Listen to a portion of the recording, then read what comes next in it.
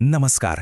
आज आपण एका खास विषयावर बोलणार आहोत, जिथे आपण अवघड संकल्पना अगदी सोप्या करून सांगतो. आणि आजचा आपला विषय आहे हॅलो अल्केन्सचं रिॲक्टिव्ह जग. चला तर मग यात खोलवर जाऊया. तर आज आपण काय काय पाहणार आहोत. सगळ्यात आधी हॅलो अल्केन्स अभिक्रियेसाठी इतके तयार का असतात ते समजून घेऊ. मग सबस्टिट्यूशन म्हणजे काय ते बघू. त्यानंतर येते SN1 आणि SN2 मधली चुरस. मग एलिमिनेशन नावाचा एक दुसरा मार्गही आहे. आणि शेवटी काही खास अभिक्रिया आणि या सगळ्याचा आढावा. चला सुरुवात करूया. ठीक आहे, तर सर्वात आधी ओळख करून घेऊया आजच्या आपल्या मुख्य पात्राशी, हॅलो अल्केन. हे नक्की काय आहे आणि इतकं खास का आहे? मुळात प्रश्न हा आहे की एखादा रेणू रिॲक्टिव्ह का असतो, म्हणजे तो अभिक्रिया का करतो. याचं उत्तर ना त्याच्या स्वतःच्या रचनेतच लपलेलं असतं. प्रत्येक रिॲक्टिव्ह रेणूमध्ये कुठेतरी एक कमकुवत दुवा असतोच. आणि हॅलो अल्केन्सच्या बाबतीत हा कमकुवत दुवा म्हणजे कार्बन आणि हॅलोजनमधला बंध. हॅलोजन जास्त इलेक्ट्रोनिगेटिव्ह असल्यामुळे तो इलेक्ट्रॉन स्वतःकडे खेचतो. यामुळे काय होतं तर कार्बनवर थोडासा पॉझिटिव्ह चार्ज येतो आणि हाच पॉझिटिव्ह चार्ज हल्ल्याला आमंत्रण देतो. आणि गंमत म्हणजे ही एकच छोटीशी कमजोरी. हा जो कार्बनवरचा पॉझिटिव्ह चार्ज आहे ना, तो हॅलो अल्केनसाठी चक्क 4 वेगवेगळ्या प्रकारच्या रासायनिक अभिक्रियांना दार उघडं करतो. म्हणजे बघा, न्यूक्लिओफिलिक सबस्टिट्यूशन, एलिमिनेशन, धातूंसोबतची अभिक्रिया आणि रिडक्शन. या 4 पैकी आपण आता सगळ्यात कॉमन मार्गाबद्दल बोलूया, तो म्हणजे न्यूक्लिओफिलिक सबस्टिट्यूशन. सोप्या भाषेत सबस्टिट्यूशन म्हणजे अदलाबदल. एक इलेक्ट्रॉन समृद्ध गट, ज्याला आपण न्यूक्लिओफाईल म्हणतो, तो त्या बिचाऱ्या पॉझिटिव्ह कार्बनवर हल्ला करतो आणि हॅलोजनला तिथून बाहेरचा रस्ता दाखवतो. म्हणजे एकाची जागा दुसरा घेतो. अगदी साधी अदलाबदल. पण खरी गंमत इथेच आहे. ही जी अदलाबदल आहे ना, ती सरळसोट होत नाही. ती होण्यासाठी रेणूसमोर 2 वेगवेगळे रस्ते असतात. एक आहे SN1 आणि दुसरा SN2. आणि या दोन्ही मार्गांमध्ये नेहमी एक स्पर्धा सुरू असते. चला तर मग या द्वंद्वात, या स्पर्धेत थोडं खोलवर शिरूया. SN1 विरुद्ध SN2. पाहूया नक्की काय फरक आहे या दोन्हीमध्ये.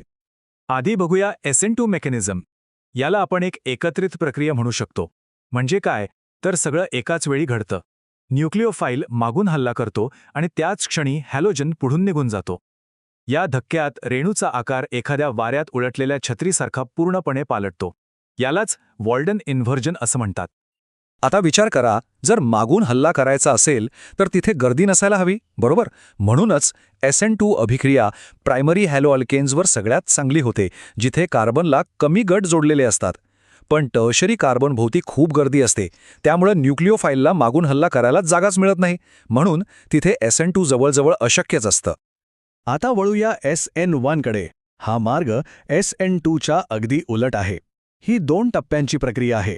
पहिल्या आणि हळू टप्प्यात हॅलोजन स्वतःहून निघून जातो. यामुळे एक सपाट पॉझिटिव्ह चार्ज असलेला कार्बोकॅटायन तयार होतो. आणि मग दुसऱ्या जलद टप्प्यात न्यूक्लिओफाईल या तयार कार्बोकॅटायनवर आरामात हल्ला करतो.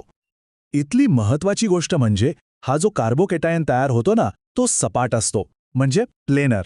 त्यामुळे न्यूक्लिओफाईल आता पुढूनही हल्ला करू शकतो आणि मागूनही. दोन्ही बाजूंनी हल्ला होण्याची शक्यता सारखीच असते, म्हणजे 50-50%.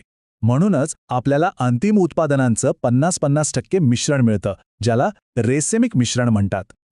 आणि SN1 कोणाला पसंती देतो तर टर्शरी हॅलो अल्केन्सना. याचं कारण असं की टर्शरी कार्बोकॅटायन सगळ्यात जास्त स्थिर असतात आणि SN1 अभिक्रिया यशस्वी होण्यासाठी या स्थिर कार्बोकॅटायनची निर्मिती होणं खूप महत्त्वाचं आहे. जेवढा कार्बोकॅटायन स्थिर, तेवढी SN1ची शक्यता जास्त. तर बघा किती स्पष्ट फरक आहे दोघांमध्ये. SN2 म्हणजे एक टप्प्यातील प्रक्रिया, जिथे प्रायमरी सबस्ट्रेटला पसंती दिली जाते आणि कॉन्फिगरेशन उलटं होतं. या उलट SN1 म्हणजे 2 टप्प्यांची प्रक्रिया, जी टर्शरी सबस्ट्रेटवर चांगली होते आणि ज्यात रेसिमायझेशन होतं. म्हणजे जवळजवळ प्रत्येक बाबतीत हे एकमेकांचे कट्टर विरोधी आहेत. आत्तापर्यंत आपण अदलाबदलीबद्दल बोललो, म्हणजे सबस्टिट्यूशनबद्दल. पण समजा रेणूने ठरवलं की त्याला अदलाबदल करायचीच नाहीये, तर मग त्याच्याकडे दुसरा कोणता पर्याय आहे? तो दुसरा पर्याय आहे एलिमिनेशन. इथे अदलाबदल होत नाही, तर रेणूतून काही भाग काढून टाकला जातो. एक बेस येतो, तो शेजारच्या कार्बनवरून हायड्रोजन काढून घेतो आणि त्याच वेळी हॅलोजनही निघून जातो. यातून एक नवीन दुहेरी बंध तयार होतो आणि आपल्याला मिळतो एक अल्कीन. आता इथेही एक प्रश्न येतो. जर एकापेक्षा जास्त प्रकारचे अल्कीन तयार होण्याची शक्यता असेल तर मग निसर्ग नेहमी स्थिरतेची निवड करतो. म्हणजे जो अल्कीन जास्त सबस्टिट्यूटेड असेल, म्हणजे ज्याच्या दुहेरी बंधाला जास्त घट्ट जोडलेले असतील, तोच जास्त प्रमाणात तयार होतो. आणि याच नियमाला आपण सेडझफचा नियम म्हणून ओळखतो.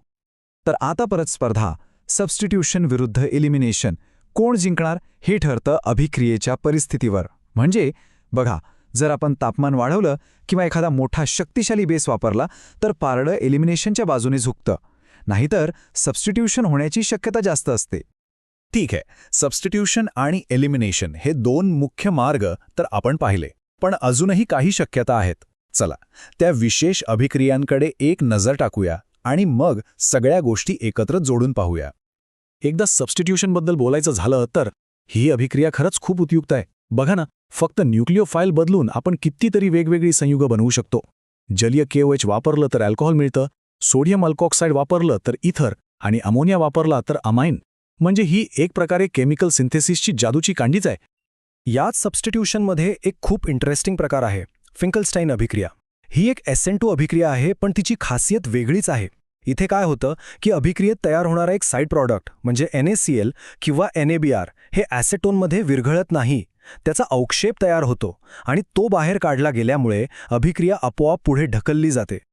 आणि शेवटचे दोन मार्ग, हॅलोअल्केन्स धातूंशी, विशेषतः मॅग्नेशियमशी अभिक्रिया करून ग्रिग्नार्ड एजंट नावाचे अत्यंत महत्त्वाचे संयुग तयार करतात.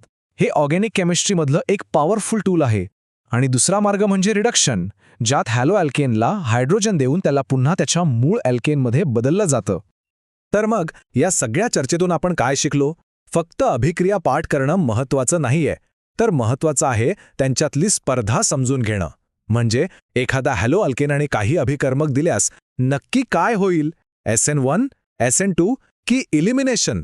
आता या माहितीच्या आधारे कोणत्याही अभिक्रियेच्या अंतिम उत्पादनाचा अंदाज बांधता येईल का? नक्कीच विचार करण्यासारखा प्रश्न आहे.